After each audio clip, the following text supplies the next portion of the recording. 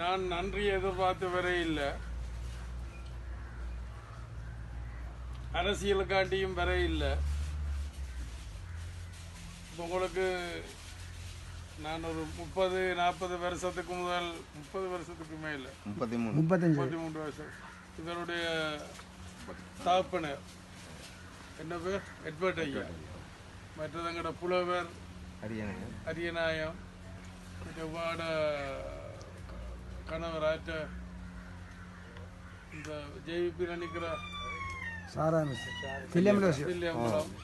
அப்படி ஒரு 5-6 பேர் அங்கே வந்து எங்க நயனாயூரில் வந்து தாங்கள் பட்டினியினுடைய விளிம்பில் இருக்கிறோம், ஆனபடியினால் எங்களை வந்து பாதுகாக்க வேண்டும் என்று சொல்லி அந்த கோரிக்கையை விடுத்தவர்.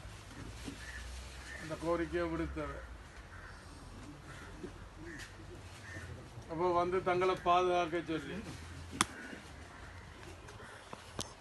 அப்போ என்னுடைய அமைப்புக்கு இங்கே பொறுப்பாக நியமிக்கப்பட்டிருந்தவர் மதன் என்று உங்களுக்கு தெரியுமா?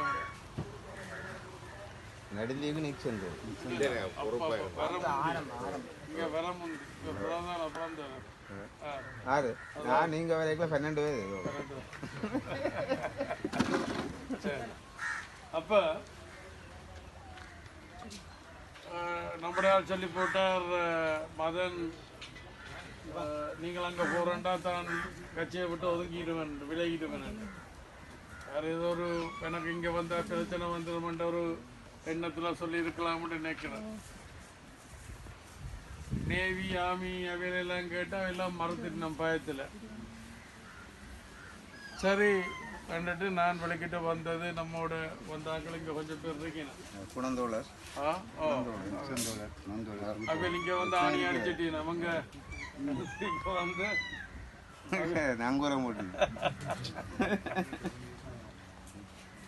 அதோட சிரிக்கிற நங்குரம் போட்டார்.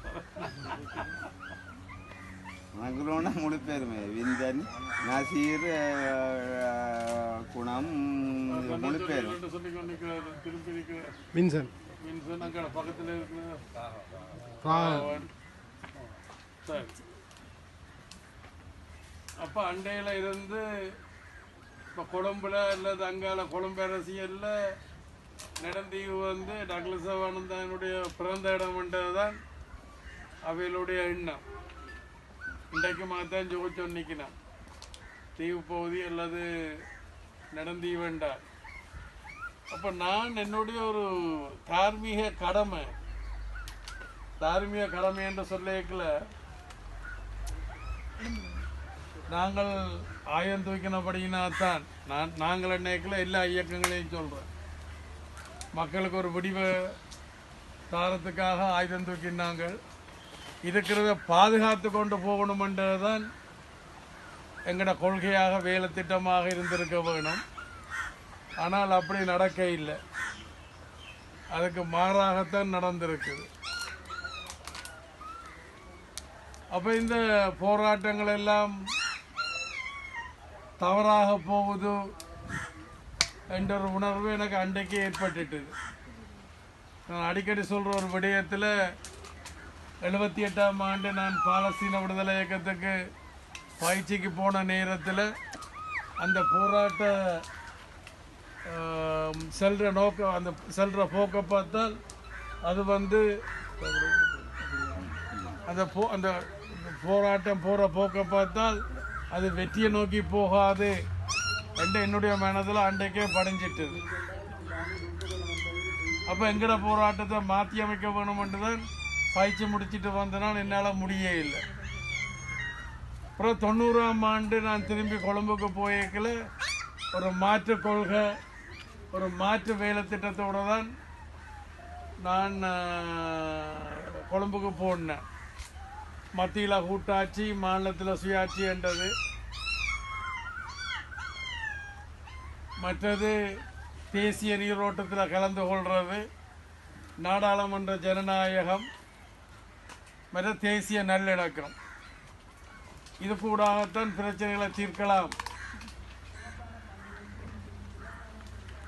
அப்போ அன்றைக்கு நான் இங்கே வரைக்குள்ள நான் நாடாளுமன்ற உறுப்பினரும் அல்ல, அமைச்சரும் அல்ல, ஒரு கட்சியினுடைய செயலாளர் நாயகம். அப்புறம் தற்துணிவுலான் வந்தனான், இந்த மக்களை பாதுகாக்க வேணுமென்ற ஒரு தற்துணிவுலான் இங்கே வந்தனான். இங்கே உள்ளுக்கு என்ன இருக்குன்னு தெரியாது. ஆனால் அவியல் சொல்லிச்சுனா மெட்பேட் ஐயா அல்லது புலவர் ஐயா அவியல் எல்லாம் சொல்லிச்சுனா இல்லை நாங்கள் உங்களுக்கு பாதுகாப்பேன். ஆனால் நான் அதை நம்ப இல்லை. நான் ஒரு தற்துணிவுலான் வந்தேன். இந்த மக்களை அந்த அங்கே அடுத்த வீட்டில் யார் இருக்கிறது